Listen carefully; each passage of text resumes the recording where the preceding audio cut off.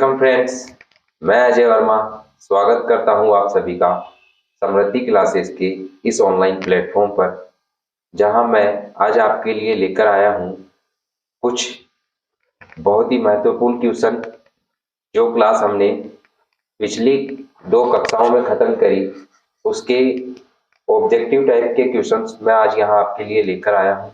और ये वो क्वेश्चन होने वाले हैं जो आज से पहले एक बार नहीं, 5 बार नहीं, 10-10 बार पुराने पेपर में आए हुए क्वेश्चन है। और ये क्वेश्चन आपके लिए एक बहुत ही महत्वपूर्ण होने वाले हैं। मैं आपको जिस तरीके से जो हमने पहले हमारा टॉपिक किया था तत्व यौगिक एवं मिश्रण, उसी के आज आपके लिए एमसीक्यू वाले क्वेश्चन लेके आया हूँ, ऑब्जेक्टिव टाइप के, जो आपके सभी प्रतियोगी परीक्षाओं के लिए बहुत ही लाभदायक साबित होने वाले हैं। तो चलिए फ्रेंड्स, हम शुरुआत करते हैं हमारा सेशन यहीं से। ये देखिए, ये जो क्वेश्चन है मैंने इनको छोटा लिखा है, बाकी क्वेश्चन वही है। और ये क्वेश्चन वो होने वाले हैं जो मैंने आपको क्लास में करवाए भी हैं, और ये क्वेश्चन एग्जाम में बहुत बार पूछे गए हैं।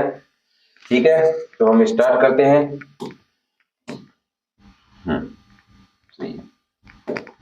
ये देखिए, केमिस्ट्री शब्द की उत्पत्ति कहाँ हुई? केमिस्ट्री शब्द की उत्पत्ति कहाँ हुई? तो देखिए, मैं आपको बताना चाहूँ, केमिस्ट्री शब्द की उत्पत्ति हुई थी मिस्र से। क्या?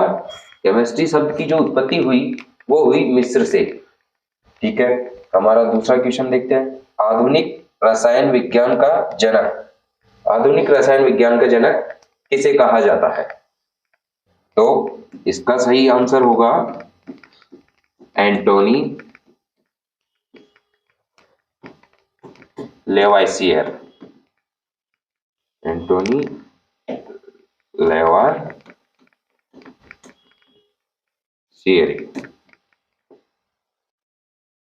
इन्हें आधुनिक रसायन विज्ञान का जनक कहा जाता है। ठीक है, अगला क्वेश्चन देखते हैं। सर्वाधिक तन्य धातु, मैंने आपको पिछली क्लास में बताया था, सोना ऐसी धातु है जो सर्वाधिक तन्य धातु होती है। जब इसको खींचकर लंबा तार बनाया जाता है तो सोना जो धातु है, इससे इतना लंबा वायर बनाया जा सकता है कि इससे 2 किलोमीटर लंबा वायर बनाया जा सकता है। बिना टूटे ये 2 किलोमीटर लंबा तक खींचा जा सकता है, इसलिए सोने को सर्वाधिक तन्य धातु कहा जाता है। दिया सलाई में प्रयुक्त मूल तत्व कौन सा है? तो मैंने आपको पिछली क्लास में इसके बारे में भी बताया था। मैंने ये देखिए, मैंने आपको 3 बातें बताई थी इसके बारे में। थोड़ा सा आ गया, ठीक है, चलो मैं आपको यही बता देता हूँ। मैंने आपको 3 बातें बताई थी। एक तो था हमारे पास लाल फास्फोरस, एक था हमारे पास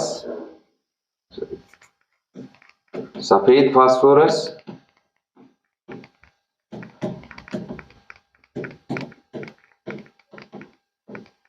और एक था हमारे पास काला फास्फोरस। ये तीनों बातें मैंने आपको पिछली वाली क्लास में बताई थी।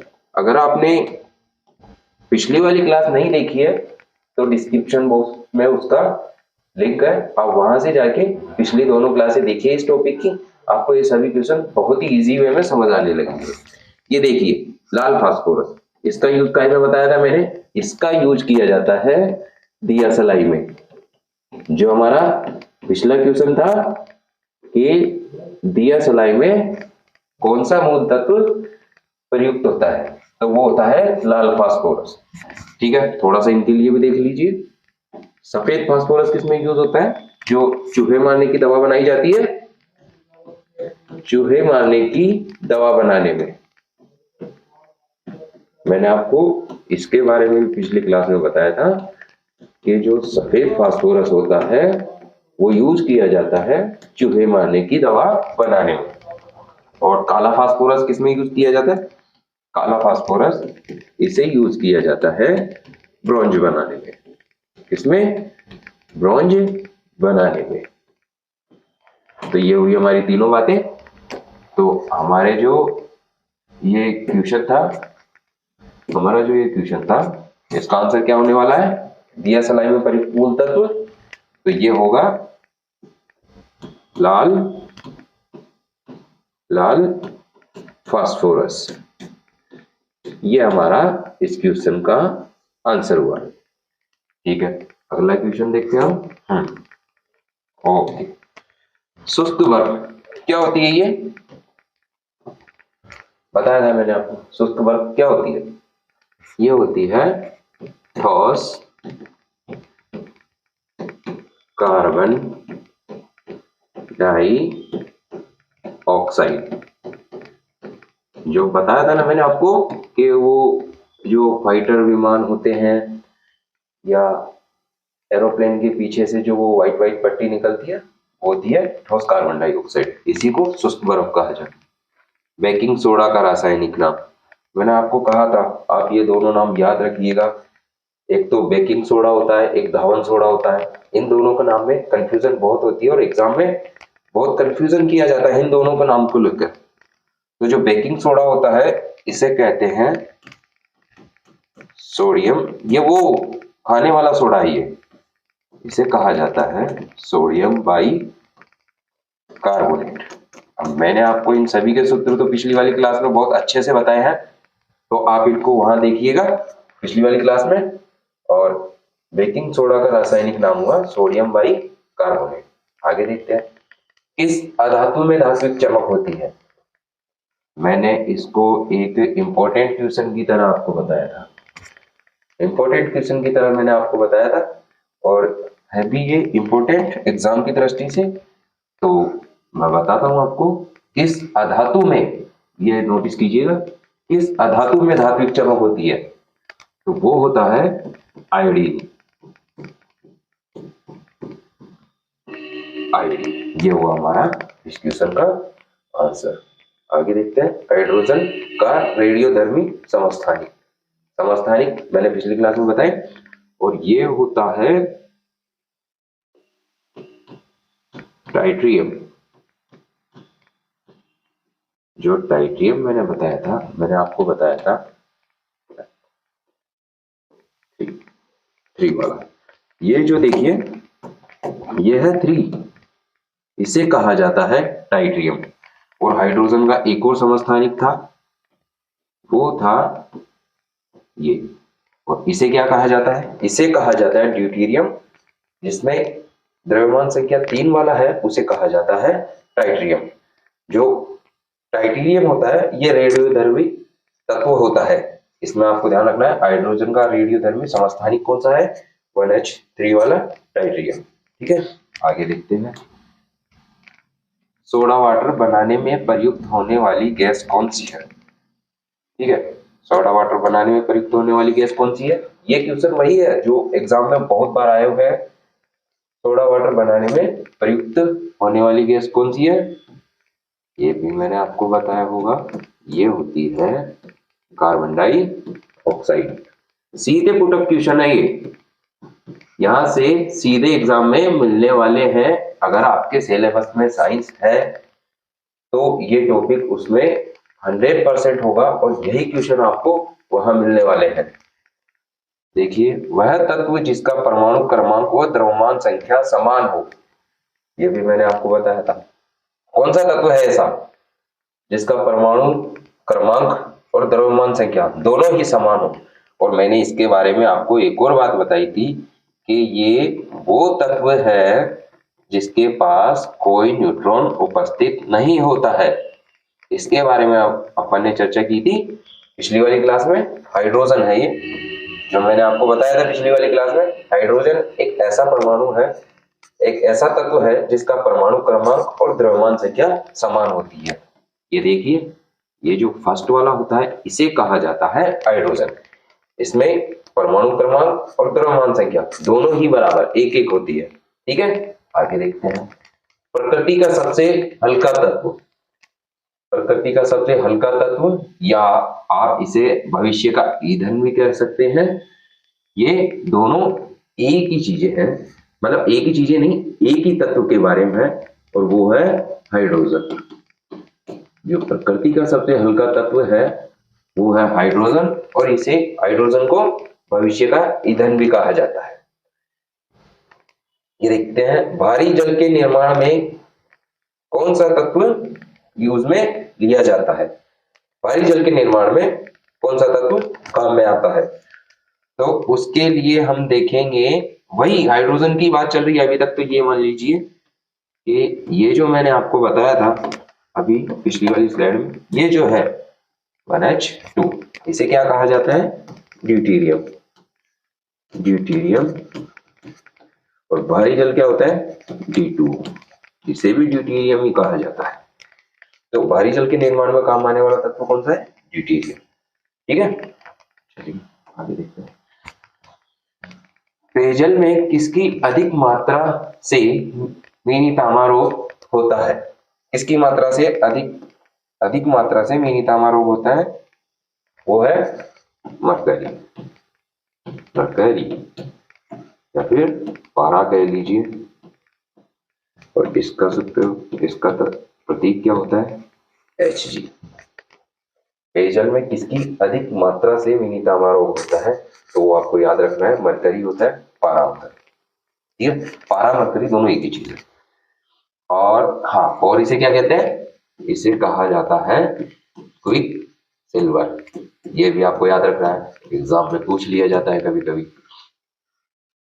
परमाणु भट्टी में शीतलक के रूप में किसका यूज किया जाता है, क्या, परमाणु भट्टी में, भट्टी है ये, ठीक है, परमाणु भट्टी में शीतलक के रूप में किसका उपयोग किया जाता है, तो वो आपको याद रखना है, वो होता है ड्यूटेरियम। D2O, इसे क्या कहा जाता है, ड्यूटेरियम। जो परमाणु भट्टी होती है उसे ठंडा करने के लिए D2O का यूज किया जाता है, इसे ड्यूटेरियम कहते हैं। तो ये हमारा क्वेश्चन हुआ। आगे देखते हैं, जल का शुद्धतम रूप। ये बात आपको पता होगी शायद, जल का जो शुद्धतम रूप होता है कौन सा होता है, सुना होगा आपने, जो वर्षा का जल होता है। वर्षा का जो जल होता है वो जल का सबसे शुद्धतम रूप होता है। ठीक है, कृत्रिम श्वसन में ऑक्सीजन के साथ मिलाई जाने वाली गैस कौन सी होती है। ये भी मैंने आपको पिछली वाली क्लास में बताया था कि जो गोताखोर होते हैं वो जब पानी में जाते हैं तो वो जो टैंक लेके जाते हैं पीछे अपना, उसमें कौन सी गैस होती है, उन्हें ऑक्सीजन लेने के लिए O2 होती है, और हीलियम गैस उसमें मिक्स की जाती है, क्योंकि हीलियम गैस बहुत ही हल्की होती है। तो ऑक्सीजन के साथ कौन सी गैस मिलाई जाती है, हीलियम। ये बात भी आपको ध्यान रखनी है। चलिए आगे देखते हैं, लाल दवा। लाल दवा मैंने आपको बताया था, इसका फॉर्मूला होता है AmNO4, और इसके कहा क्या जाता है, इसको कहा जाता है पोटेशियम परमैंगनेट। सही है सर जी, इसको कहा जाता है पोटेशियम परमैंगनेट। ठीक है, अम्ल वर्षा के लिए ये देखिए, अम्ल वर्षा के लिए उत्तरदायी तत्व कौन सा है, अम्ल वर्षा के लिए उत्तरदायी कौन सा है, तो वो क्या होता है, मैंने कल आपको ये भी बताया था, वो होता है सल्फर डाई ऑक्साइड।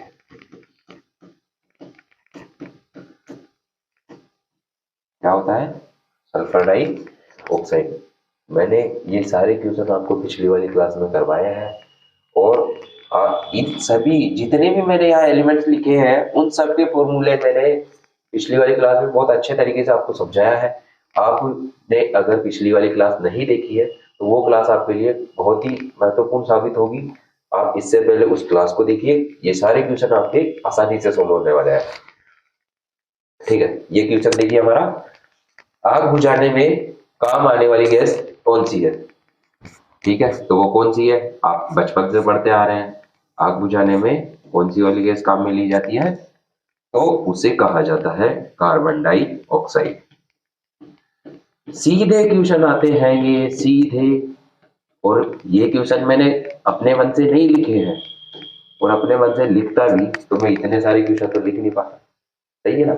ये क्वेश्चन सीधे एग्जाम में आए हुए हैं प्रीवियस ईयर के, आप क्वेश्चन उठा के देखिएगा, उनमें आपको ये क्वेश्चन बहुत बार मिल जाएगा। और इनके आगे सन लिखा होता है कि इस एग्जाम में 2007 में आए हैं, किसी एग्जाम में 2009 में आए हैं, किसी एग्जाम में 2013 में आए हैं। ये देखिएगा कि ये क्वेश्चन कितनी बार आए हुए हैं, बहुत बार एग्जाम में आए हुए हैं ये क्वेश्चन, ठीक है। हास्य गैस, ये क्या होती है? Laughing gas. हास्य का मतलब वही है, लाफिंग गैस, मैंने बताया था आपको। हास्य गैस होती है लाफिंग गैस। तो इसे का क्या कहते हैं? इसे कहते हैं N2O। और N2O क्या होता है? N2O होता है नाइट्रस ऑक्साइड। क्या होता है N2O? Nitrous oxide. ये होती है लाफिंग गैस, ठीक है। हाँ, एक बार देखिए, आग बुझाने में काम आने वाली गैस कार्बन डाइऑक्साइड होगी, और हास्य गैस क्या होता है? इसी को लाफिंग गैस कहते हैं, और ये होती है N2। इसे कहा जाता है नाइट्रस ऑक्साइड।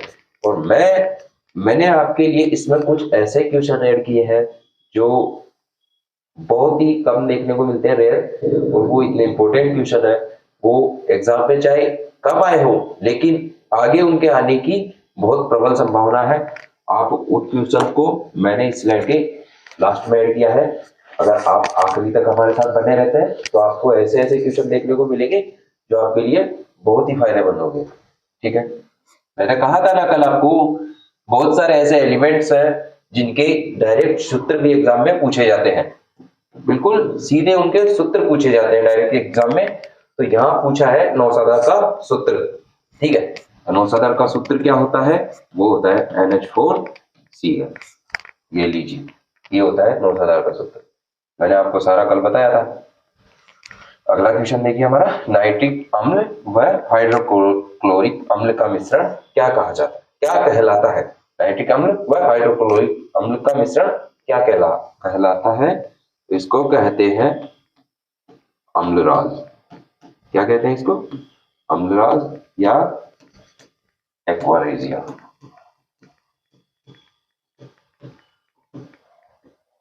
क्या होता है ये एग्जाम में? ये क्वेश्चन तो होते ही हैं, इनके अलावा इनके फॉर्मूले और साथ में किस अनुपात में मिलाया जाता है वो भी पूछ लिया जाता है। जो अम्लराज है ये किससे मिलकर बना होता है? एक होता है हाइड्रोक्लोरिक अम्ल, एक होता है नाइट्रिक अम्ल HNO3। हाइड्रोक्लोरिक अम्ल होता है हमारा HCl, ठीक है। थोड़ा सा इसको इधर कर देता हूँ, आपको अच्छे से दिखेगा, ठीक है। एक होता है हाइड्रोक्लोरिक अम्ल HCl, और एक होता है HNO3 नाइट्रिक अम्ल। इनको किस अनुपात में मिलाया जाता है? अनुपात ये ध्यान रखने वाली बात है। इस हाइड्रोक्लोरिक अम्ल को मिलाया जाता है 3 अनुपात में, और नाइट्रिक अम्ल को मिलाया जाता है 1 अनुपात में। ये बात आपको अच्छे से याद रखनी है, ठीक है। परमाणु भट्टी में ग्रेफाइट का उपयोग किस लिए किया जाता है? क्या परमाणु भट्टी में ग्रेफाइट का उपयोग क्यों किया जाता है?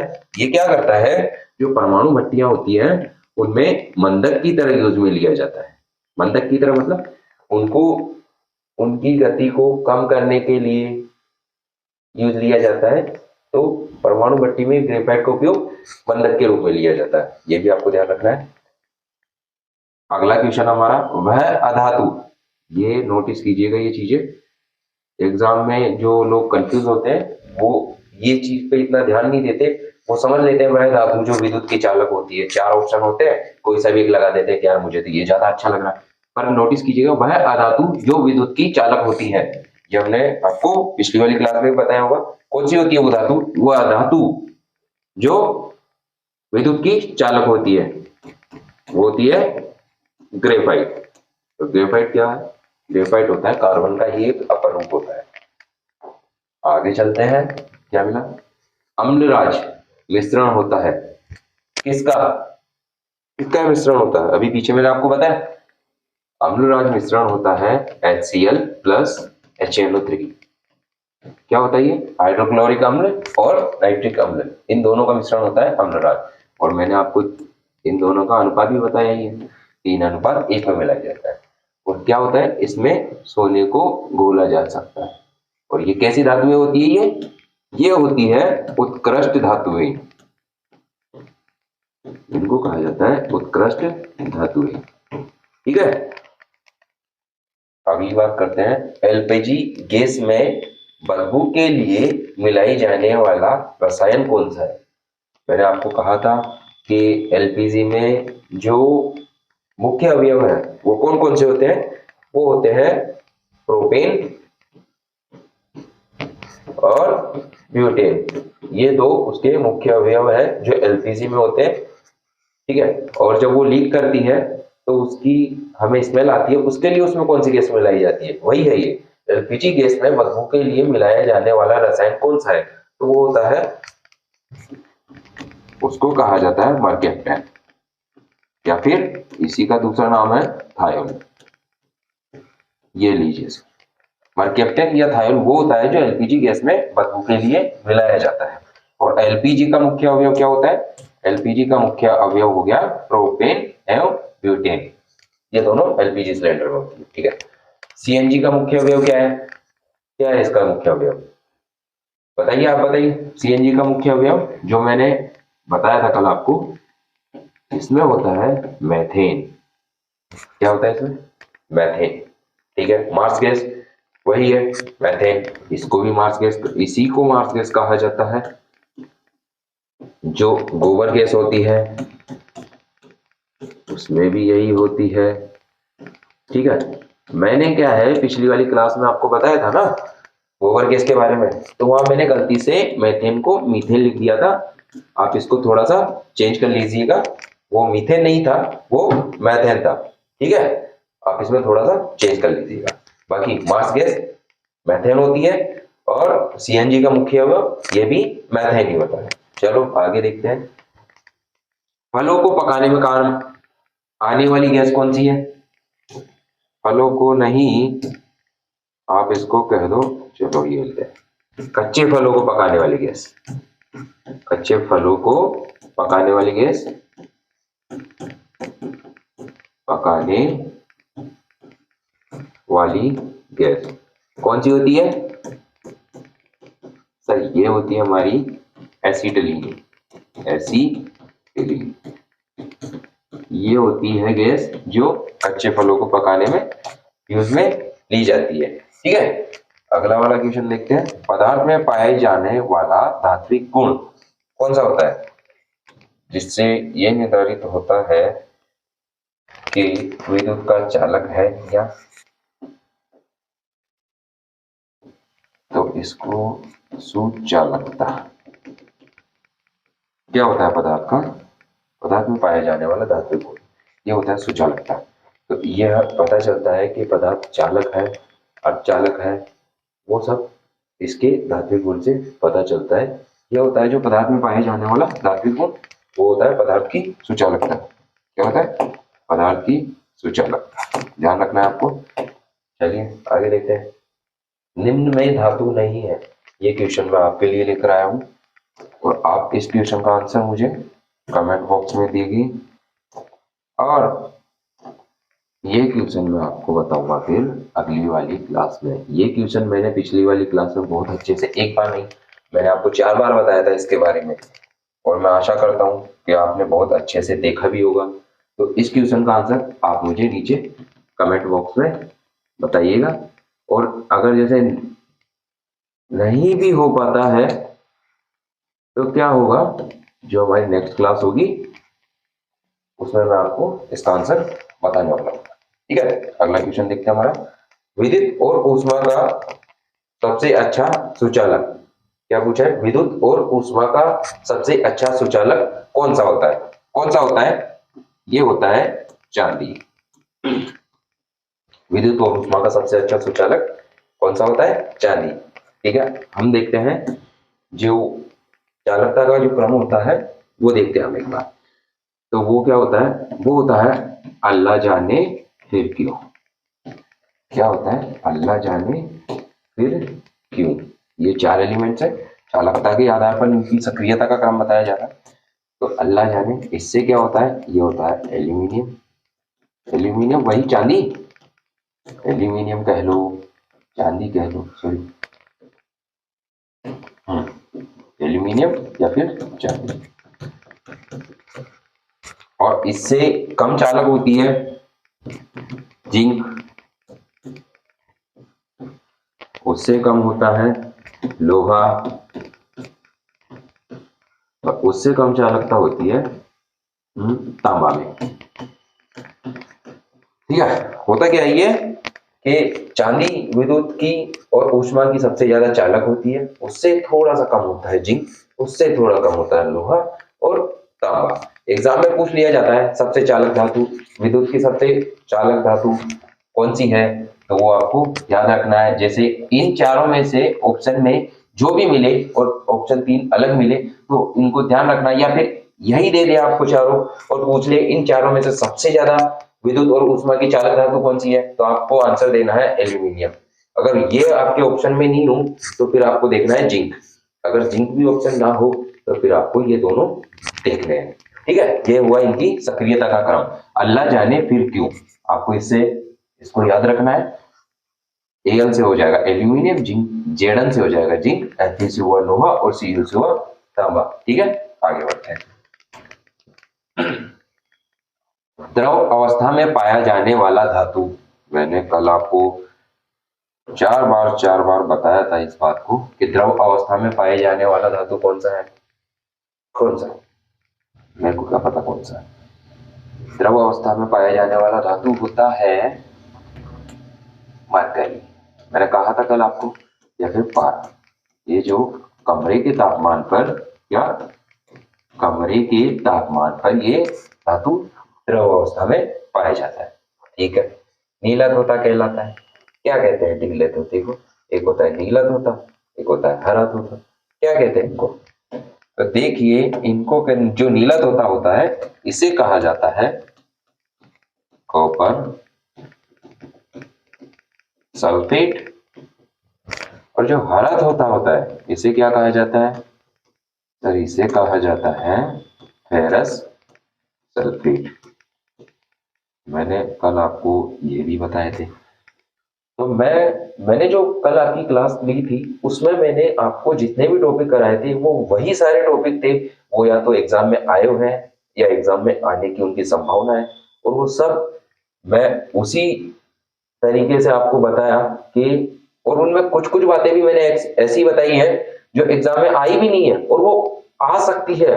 बहुत ही इंपॉर्टेंट थी पिछली वाली क्लास, आपने देखा नहीं हो तो कमेंट, ओ डिस्क्रिप्शन बॉक्स में उसका लिंक है, आप पिछली वाली क्लास को जाके देखिएगा। मरकरी का एक गैस है, ये जो, हटाओ इसको, हटाओ इसको, ये जो पहले यहाँ लिखा हुआ था हाइड्रोजारियम, वो मरकरी को ही कहा जाता है, मरकरी को ही हाइड्रोजारियम, हाइड्रोजारियम कहा जाता है मरकरी को ही। और मरकरी का एक अयस्क होता है, कौन सा होता है वो होता है अमलगम। कौन सा होता है, अमलगम। मरकरी के आपने देखे होंगे, इसमें इतने क्वेश्चन आ गए, मरकरी के इतने क्वेश्चन क्यों आए, क्योंकि बहुत बार एग्जाम में आया हुआ है। आपको इसके बारे में जितनी भी बातें हैं सारी याद रखनी है कि इसका प्रतीक चिन्ह क्या होता है, ठीक है, इसको क्या क्या कहते हैं, इसको पारा भी कहते हैं, है ना, इसको हाइड्रोजारियम भी कहते हैं, और जितनी भी मैंने बातें बताई वो सारी आपको इसके बारे में याद रखनी है। आपको ये भी याद रखना है, ये द्रव धातु है जो कमरे के तापमान पर द्रव अवस्था में पाई जाती है। मैंने आपको इसका यूज बताया था, कहाँ कहाँ इसका यूज होता है, बैरोमीटर में इसका यूज किया जाता है, स्फिग्मोमैनोमीटर में इसका यूज किया जाता है। ठीक है, और इसके सारे यूज, है ना, इसके नाम, इसका अयस्क, ये भी एग्जाम में बहुत बार पूछा गया है, आपको ये भी याद रखना है। तो मरकरी के सारे क्वेश्चन इसीलिए लिए गए हैं क्योंकि ये एग्जाम की दृष्टि से बहुत महत्वपूर्ण होता है और बहुत बार एग्जाम में आया हुआ क्वेश्चन है। ठीक है, चलिए ये बताइए बैटरी में प्रयुक्त धातु कौन सी होती है, कौन सी धातु यूज की जाती है बैटरियों में, तो वो होता है सीसा। शीशा। क्या कहते हैं इसको? प्लम्बम। इसका जो ये लैटिन नाम है ये भी आपको याद रखना है, पूछा जाता है बहुत बार। और इसका प्रतीक चिन्ह क्या होता है? टीवी। याद रखना है आपको, ठीक है। देखते हैं आगे। फोटोग्राफी में किसका उपयोग होता है? किसका उपयोग होता है? मैंने ये बात भी आपको कल बहुत ही अच्छे तरीके से बताई थी। फोटोग्राफी में किसका यूज होता है? वो होता है हमारा सिल्वर ब्रोमाइड। क्या होता है? Silver bromide. अब मैं अगर आपके लिए इन सभी के ऑप्शंस भी यहाँ लिखता तो हमारा वीडियो बहुत ही लंबा हो जाता और आपको समझने में थोड़ी परेशानी होती। लेकिन मैं यहाँ क्वेश्चन लिखा हूँ फोटोग्राफी में किसका उपयोग होता है और साथ के साथ मैंने आपको उसका आंसर बताया। आपको 4 ऑप्शन में देखने की जरूरत नहीं है, पर आपको जरूरत तो नहीं है देखने की, पर आपको इसको याद करने की जरूरत है। आपके एग्जाम में आते हैं ये, तो आपको इनको अच्छे से याद कर लेना है। वह धातु जिसे केरोसिन में रखा जाता है कौन सी होती है? वह धातु होती है सोडियम। क्या सर केरोसिन में क्यों रखा जाता है इसको? बाकी सबको भी तो बाहर रखा जाता है, इसको केरोसिन में क्यों रखते हैं? ये क्या होता है? सोडियम जो होता है जब इसको खुली हवा में रखा जाता है तो क्या करता है? ये ऑक्सीजन के साथ क्रिया करके जलने लगता है। आग आग उत्पन्न होती है जब इसको बाहर रखा जाता है। इसलिए इसको क्या, सोडियम को क्या किया कि इसको केरोसिन में डुबाकर रखा जाता है, खुली हवा में नहीं रखा जाता है। ठीक है, आगे देखते हैं। धावन सोडा का रासायनिक नाम बताइए। मैंने भी पहले बताया था आपको, एक तो था खाने का सोडा, एक था धावन सोडा। ये है, एक तो था अपना बेकिंग सोडा, वो होता है खाने का सोडा, और ये जो धावन सोडा है ये क्या होता है? हमारा धोने वाला सोडा। धोने वाला सोडा ये, ठीक है। अब इससे आपको पूछा गया है इसका रासायनिक नाम। क्या कहते हैं इसको? बताया मैंने आपको कि जो बेकिंग सोडा होता है उसको कहा जाता है सोडियम बाइकार्बोनेट। तो धावन सोडा को क्या कहा जाता है? धावन सोडा को कहा जाता है सोडियम कार्बोनेट। बस इनके नाम में थोड़ा सा यही डिफरेंस है कि धावन सोडा को कह दिया सोडियम कार्बोनेट और खाने वाले को सोडे को कह दिया सोडियम बाई कार्बोनेट। बस यही थोड़ा डिफरेंस है और एग्जाम में कंफ्यूज किया जाता है इसको बताकर। तो आपको ध्यान रखना है कि जो बाई होती है हमारे लिए खाना बनाती है, तो ये क्या होता है? ये खाने वाला सोडा होता है। ठीक है, हो गई ये बात। चलिए आगे वाला क्वेश्चन देखते हैं हम। कपड़े धोने का सोडा, यही धावन सोडा, यही होता है कपड़े धोने का सोडा। ठीक है, आगे देखते हैं। पेट की अम्लता को दूर करने में काम आता है। क्या काम लिया जाता है पेट की अम्लता को दूर करने में? वो होता है मिल्क ऑफ मैग्नीशिया। क्या होता है पेट की अम्लता को दूर करने में किसका उपयोग किया जाता है? मिल्क ऑफ मैग्नीशिया का यूज किया जाता है। मिल्क ऑफ मैग्नीशिया इसका यूज किया ही जाता है। और सर, और साथ में किसका यूज किया जाता है? और यूज किया जाता है सोडियम बाई कार्बोनेट। क्या होता है ये वही है हमारा खाने वाला सोडा। इन दोनों का यूज किया जाता है पेट की अम्लता को कम करने में। ठीक है, साबुन बनाने में किसका उपयोग होता है? किसका उपयोग किया जाता है? वो होता है सोडियम हाइड्रोक्साइड। क्या होता है? Sodium hydroxide. साबुन बनाने में किसका उपयोग होता है? सोडियम हाइड्रोक्साइड का उपयोग किया जाता है। ब्लीचिंग पाउडर का सूत्र, मैंने कहा था ना, बहुत से ऐसे एलिमेंट्स हैं जिनके डायरेक्ट सूत्र एग्जाम में पूछे जाते हैं। तो ब्लीचिंग पाउडर का सूत्र होता है CaOCl2। ये होता है ब्लीचिंग पाउडर का सूत्र। याद रखना है, ये एक अलग से भी टॉपिक है साइंस में। जब इसको वहां पढ़ेंगे तो मैं आपको इसके बारे में डिटेल से समझाऊंगा, पर अभी सिर्फ आप इतना याद रखिए कि ब्लीचिंग पाउडर का जो सूत्र होता है वो क्या होता है? वो होता है CaOCl2। ठीक है, आगे देखते हैं। पक्षियों के जो अंडे का कवच होता है किसका बना होता है? किसका बना होता है? कल मैंने आपको इसके बारे में बताया था, ये होता है CaCO3, इसका बना होता है। ठीक है, चलिए आगे देखते हैं। सॉरी, जिप्सम को गर्म करने पर प्राप्त होता है। हाँ, कल वाली जो हमारी क्लास थी जहां मैंने आपको जिप्सम के बारे में बताया था कि जो जिप्सम होता है उसमें मिलाया जाए, एक अगली वाली स्लाइड पे देख लेता है, अगली वाली स्लाइड पे देख लेता है। सीमेंट था ये, जो सीमेंट बनाने में प्रयुक्त होता है वो होता है सिलिका, दूसरा होता है चूना, सर तीसरा होता है राख। इन सबको मिलाकर और इसमें एक और चीज मिलाई जाती है, उसको कहते हैं जिप्सम। कल जब मैंने आपको सीमेंट पढ़ाया था तो इसमें क्या है, मैंने गलती से जिप्सम की जगह सल्फर लिख लिया था। आप उसमें थोड़ा सा करेक्शन कर लीजिएगा, वहां था जिप्सम। और जिप्सम क्या करता है, ये सीमेंट की जो जमने की दर होती है वो निर्धारित करता है, सीमेंट के जमने की दर निर्धारित करता है ये। तो आप उसमें थोड़ा सा करेक्शन कर लीजिएगा। जिप्सम का यूज किया जाता है, सीमेंट के जमने की दर निश्चित करता है, ठीक है। अब थोड़ा सा करेक्शन कर लीजिएगा, ठीक है। हम कहा थे,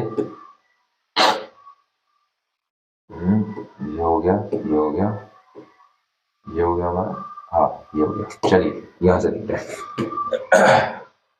जिप्सम को गर्म करने पर प्राप्त होता है, क्या प्राप्त होता है? जब मैंने जिप्सम बताया था तब आपको मैंने बताया था कि जिप्सम को गर्म करने पर हमारे पास प्लास्टर ऑफ पेरिस प्राप्त होता है। प्लास्टर ऑफ पेरिस, जिसे क्या कहते हैं, जिसे कहते हैं पीओपी। पीओपी प्राप्त होता है जिप्सम को गर्म करने पर। और इसका यूज आपको पता है, बचपन से आप पढ़ते आ रहे हैं। इसका यूज किया जाता है मूर्तियां बनाने में, टूटी हड्डियों का प्लास्टर बनाने में, चढ़ाने में उन पर। तो ये पीओपी का यूज वहां किया जाता है। जब जिप्सम को गर्म किया जाता है तो हमें प्लास्टर ऑफ पेरिस प्राप्त होता है, ठीक है। अधातु का मुख्य गुण क्या होता है? क्या होता है अधातु का मुख्य गुण? जो धातुएं होती है जब उनको गर्म किया जाता है या उनको पीटा जाता है ना, तो वो एक पतली चादर के रूप में हो जाती है। लेकिन अधातुएं क्या होती है, जब उन पे चोट लगाई जाती है तो अधातुएं होती है भंगुर प्रकृति की। क्या इनमें ये गुण पाया जाता है, भंगुरता। जब उन पे चोट लगाई जाती है तो वो अलग अलग टुकड़ों में बिखर जाती है, उसके टुकड़े हो जाते हैं। तो ये अधातु का मुख्य गुण है भंगुरता, ध्यान रखना आपको, ठीक है। कंप्यूटर का आईसी चिप किससे बना होता है? किससे बना होता है? वो बना होता है सर सिलिकॉन का, सही है, सिलिकॉन का बना होता है। और ये क्या होता है सिलिकॉन? विद्युत का अर्धचालक होता है। अर्धचालक क्या होते हैं? अर्धचालक वे पदार्थ होते हैं जब उनको गर्म किया जाता है तो इनमें से इलेक्ट्रॉन रिलीज होते हैं और ये फिर चालक की तरह व्यवहार करने लगते हैं। ये बात भी आपको ध्यान रखनी है। द्रवित पेट्रोलियम गैस क्या होती है? ये एग्जाम में आए हुए क्वेश्चन है। काय में यूज किया जाता है? ये होती है एलपीजी, इसको कहते हैं द्रवित पेट्रोलियम गैस, ठीक है। सीमेंट का मैंने आपको बताई है, ठीक है। अम्लों का राजा, अम्लों का राजा किसे कहा जाता है और इसका यूज कहाँ किया जाता है? इसका यूज किया जाता है बैटरियों में। और कौन सा होता है अम्लों का राजा? कौन सा होता है? ये होता है सल्फ्यूरिक अम्ल। जो सल्फ्यूरिक अम्ल होता है इसे कहा जाता है अम्लों का राजा। और इसका यूज किया जाता है बैटरियों में। सीधा क्वेश्चन होता है कि बैटरियों में कौन से पदार्थ का यूज किया जाता है, आपको ध्यान रखना है सल्फ्यूरिक अम्ल। और इसी को क्या कहते हैं? इसी को अम्लों का राजा कहा जाता है। अगला क्वेश्चन हमारा, वह अम्ल जो मनुष्य के आमाशय में पाया जाता है। मैंने आपको ये भी बताया था, ये होता है हमारा हाइड्रोक्लोरिक अम्ल। हाइड्रोक्लोरिक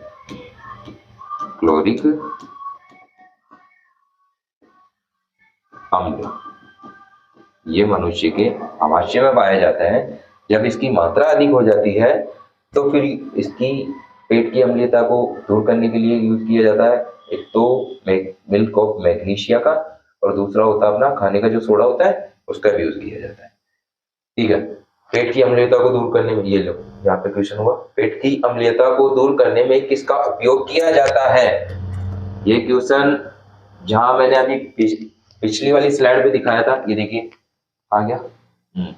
ये देखिए जहां मैंने यहां बताया था तब एग्जाम में ये क्वेश्चन जिस तरीके से पूछा गया था तब मिल्क ऑफ मैग्नीशिया ऑप्शन में नहीं था, वहां मिल्क ऑफ मैग्नीशिया नहीं था, तो वहां सोडियम बाइकार्बोनेट ऑप्शन में था कि पेट की अम्लता को दूर करने में किसका उपयोग किया जाता है, तो वो होता है सोडियम बाइकार्बोनेट। यही क्वेश्चन आपको आगे मिला है, ये देखिए, यही क्वेश्चन आपको क्या मिला है कि पेट की अम्लता को दूर करने में किसका उपयोग किया जाता है, तो वो होता है मिल्क ऑफ सॉरी MgOH2।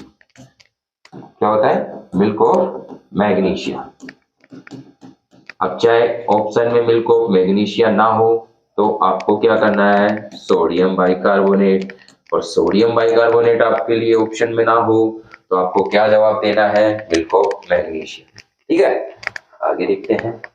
ठीक है, ये हमारे क्वेश्चन हुए, ये जो हमारे 51 क्वेश्चन हुए, ये इस टॉपिक के बहुत अच्छे से अच्छे क्वेश्चन थे और एग्जाम में बहुत बार आए हुए हैं और आगे भी आएंगे ये क्वेश्चन।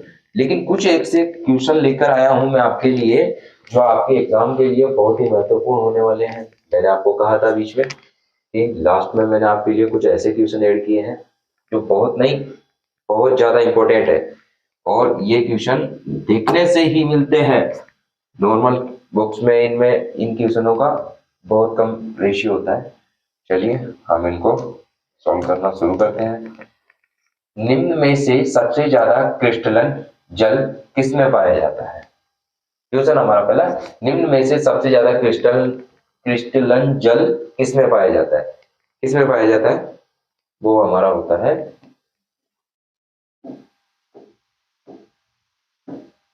फिटकरी। ठीक है, फिटकरी का यूज कहाँ होता है? फिटकरी का यूज किया जाता है पानी को शुद्ध करने में। ठीक है, निम्न में से सबसे ज्यादा क्रिस्टलन जल किस में पाया जाता है? जब पानी को शुद्ध किया जाता है फिटकरी से तो वहां से प्राप्त होता है। फिटकरी जल का शुद्धिकरण कौन सी विधि से करती है? कौन सी विधि से करती है? ये भी एक क्वेश्चन है, हाँ, और बहुत अच्छा क्वेश्चन है, और बच्चों को कंफ्यूज करने के लिए, घुमाने के लिए ऐसे क्वेश्चन एग्जाम में दिए जाते हैं।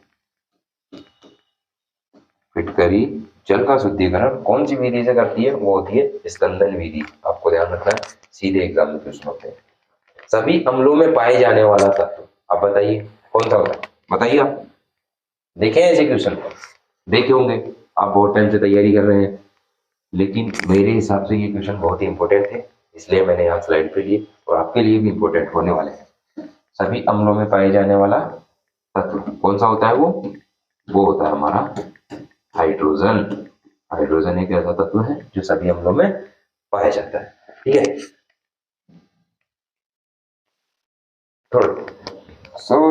थोड़ा सा यहाँ पे चेंज है, अंतरिक्ष यात्रियों के निर्माण में नहीं, अंतरिक्ष यात्रियों के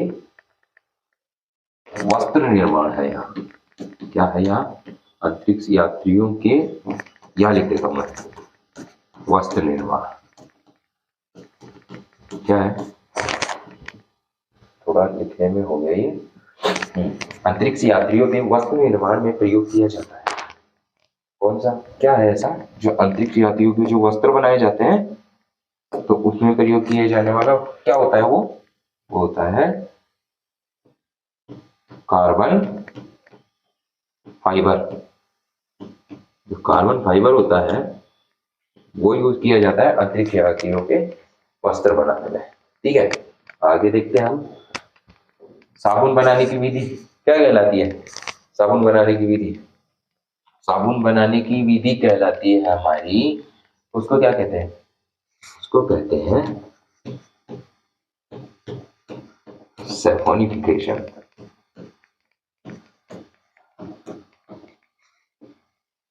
क्या कहलाती है साबुन बनाने की विधि? उसको कहते हैं हम सैफोनिफिकेशन। डायरेक्ट क्वेश्चन है ये। शैम्पू बनाने में काम आने वाला क्या होता है? क्या यूज लिया जाता है शैम्पू बनाने में? शैम्पू क्यों इतने सारे झाग देता है, हाँ? और क्यों उसमें स्मेल होती है? क्या यूज लिया जाता है शैम्पू बनाने में? शैम्पू बनाने में यूज लिया जाता है, इसमें यूज लिया इसमें यूज लिया जाता है KOH। इन सभी का नाम मैंने आपको पिछली वाली क्लास में बहुत अच्छे से बताया। ठीक है, द आइटम डायटम नामक शैवाल से प्राप्त विस्फोटक का नाम बता दीजिए। चलो, क्या कौन सा विस्फोटक प्राप्त होता है डायटम नामक शैवाल से? इसी के नाम से मिलता जुलता है, डायनामाइट। जो डायनामाइट शैवाल होता है वो डायटम नामक शैवाल से प्राप्त होता है। ठीक है, आगे देखिए, विस्फोटक निर्माण में काम आने वाला अम्ल कौन सा है? कौन सा होता है जो विस्फोटक पदार्थ होते हैं, जब उनको बनाया जाता है तो उसमें कौन सा अम्ल काम में लिया जाता है? वो होता है नाइट्रिक अम्ल। क्या होता है? नाइट्रिक अम्ल। और ये क्या होता है? ये होता है HNO3। ठीक है, आगे बढ़ते हैं। समस्थानिक की खोज का श्रेय, समस्थानिक मैंने आपको बता ही दिया था। ठीक है, उसकी खोज किसने की थी? किसने की थी उसकी खोज? उसकी खोज की थी सर सोडी ने। सोडी करके एक वैज्ञानिक था, उसने समस्थानिक की खोज की थी। ठीक है, पृथ्वी पर सबसे ज्यादा मात्रा में पाए जाने वाला यौगिक कौन सा है? पृथ्वी पर सबसे ज्यादा मात्रा में पाए जाने वाला यौगिक, अब यहाँ ध्यान देने वाली बात पता है क्या है? ध्यान देने वाली बात यह है कि ये यौगिक है।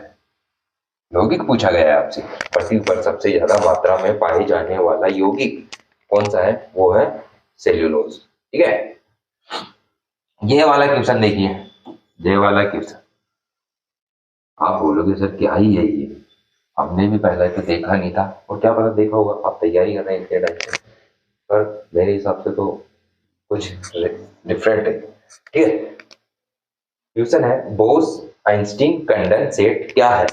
क्या है ये बोस आइंस्टीन कंडेंसेट? क्या है? ये होती है पदार्थ की एक अवस्था का नाम है, ये अवस्था का नाम है। ये देखिए, ये है बोस आइंस्टीन कंडेंसेट। क्या है? ये है पदार्थ की एक अवस्था का नाम है।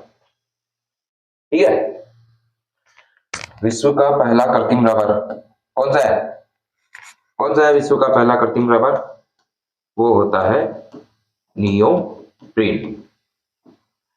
वो होता है नियोप्रीन। ठीक है फ्रेंड्स, ये हमारे हुए आज के सारे क्वेश्चन सेशन खत्म। जितने भी ऑब्जेक्टिव टाइप के क्वेश्चन इस टॉपिक से बनते थे, ठीक है, या जो एग्जाम में आए हुए हैं, जितने भी क्वेश्चन थे मैंने उन सबका आपको यहाँ रिवीजन करवाया है। और ये कुछ क्वेश्चन ऐसे थे जो मुझे लगे कि आपके एग्जाम के लिए जरूरी हो सकते हैं, मैंने उनको भी यहाँ लिया है और आपको बहुत अच्छे से समझाने की कोशिश की है। और मैं आशा करता हूँ आपको ये सब अच्छे से समझ आया होगा।